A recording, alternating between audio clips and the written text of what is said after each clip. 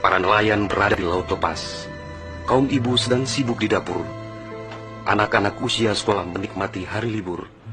Sebagian pemuda sedang berolahraga. Sebagian lagi bersiap-siap menuju pantai untuk rekreasi. Para buruh bangunan sedang bekerja. Suasana pasar hiruk-pikuk dengan berbagai transaksi. Burung-burung baru saja meninggalkan sarang.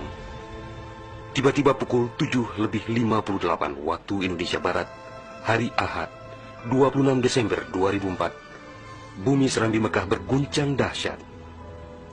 Guncangan gempa pada 8,9 skala Richter itu berlangsung puluhan menit tanpa henti. Bumi bergerak ke bawah dan ke atas, ke kiri dan ke kanan, berayun-ayun terus-menerus. Orang-orang berlari keluar rumah, berkumpul di jalan-jalan dan lapangan terbuka.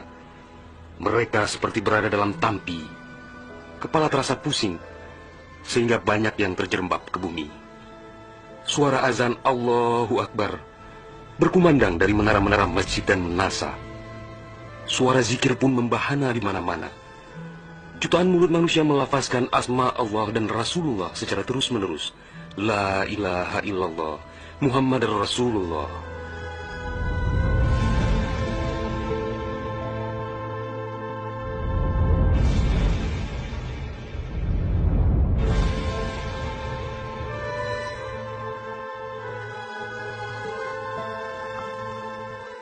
Selesai gempa dahsyat itu, sebagian orang pergi untuk melihat-lihat situasi, karena terbetik kabar bahwa di tempat tertentu ada bangunan yang rubuh, ada tanah yang terbelah, dan ada pula rumah yang ditelan bumi. Tidak terpikirkan oleh mereka apa yang akan terjadi setelah itu. Tidak ada tanda-tanda alam yang begitu kentara. Tidak ada yang mampu menafsirkan dan menduga sebentar lagi akan terjadi bencana maha dahsyat yang meluluh lantakkan permukiman penduduk sepanjang pesisir Aceh. Tidak ada pula yang mampu menerjemahkan berbagai firasat atas pusaran nasib yang bakal menimpa tanah rencong. Juga hampir tidak ada yang memahami tanda alam, manakala air laut surut beberapa ratus meter. Orang-orang di pesisir pantai tampak asyik mengumpulkan ikan yang menggelepar-gelepar. Bahkan air sungai pun mengering, namun tidak ada yang dapat membaca tanda-tanda itu. Mereka seakan melupakan gempa yang baru berlalu.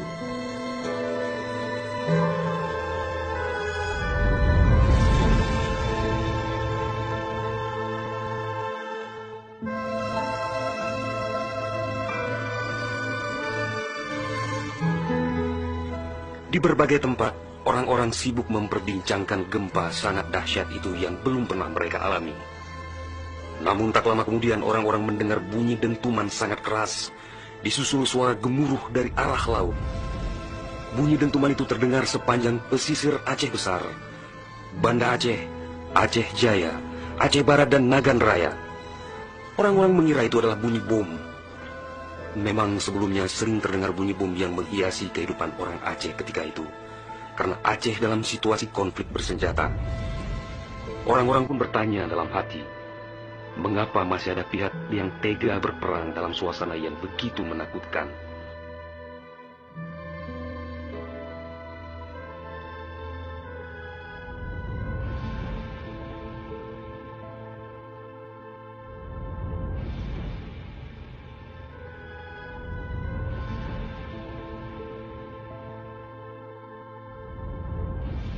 Orang-orang mengira pagi itu hanya sekedar gempa.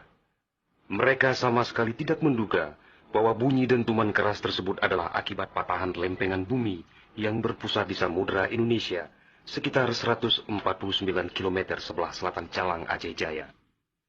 Dan itulah penyebab gempa. Di samping kehendak Allah pemilik alam semesta, belum sempat mereka bernafas lega akibat gempa.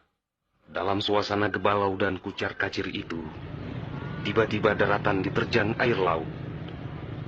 Air berwarna hitam pekat itu datang sangat tiba-tiba dengan suara gemuruh yang menakutkan. Ia berlari sangat cepat, menerjang apa saja yang dilaluinya. Di tempat-tempat tertentu air mencapai ketinggian 18 meter. Bahkan ada yang mencapai 35 meter, seperti di kawasan Lokna. Dari jauh air yang beringas itu tampak bagaikan rupa naga yang menggeliat-geliat mencari mangsa.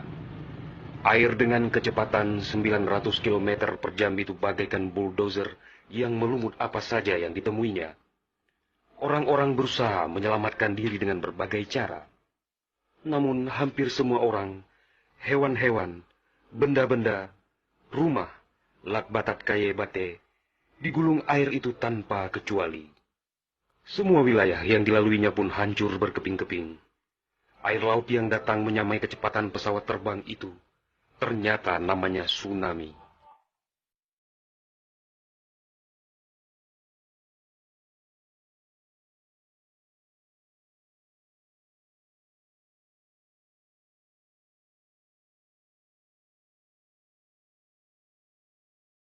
Kekuatannya memang luar biasa.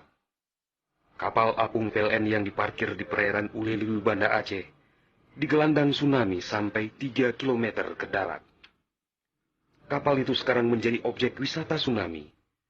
Demikian juga kapal angkut Semdalas milik PT SAI diseretnya ke atas badan jalan negara Banda Aceh melabuh di Loknga.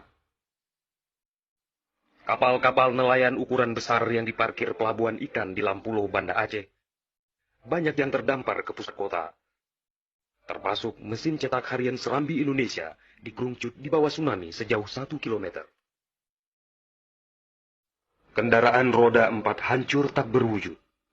Rumah dan toko-toko serta bangunan lain yang kokoh pun hancur lebur rata dengan tanah. Semuanya di luar dugaan manusia, seakan sebuah mimpi buruk yang sangat langka.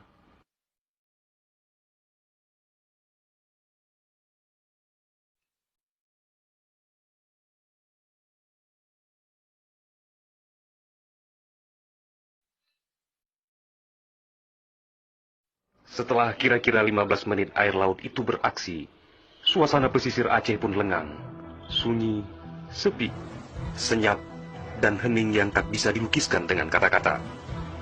Sebagian besar permukiman penduduk rata dengan tanah, seakan instrumentalia kehidupan telah berakhir sampai di sini.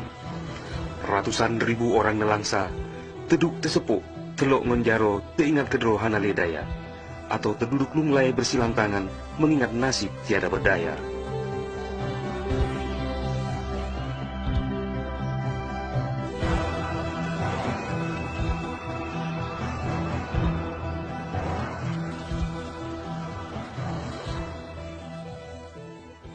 Tsunami yang diakibatkan gempa tektonik itu juga melanda Malaysia, Thailand, India, Maladewa, Sri Lanka,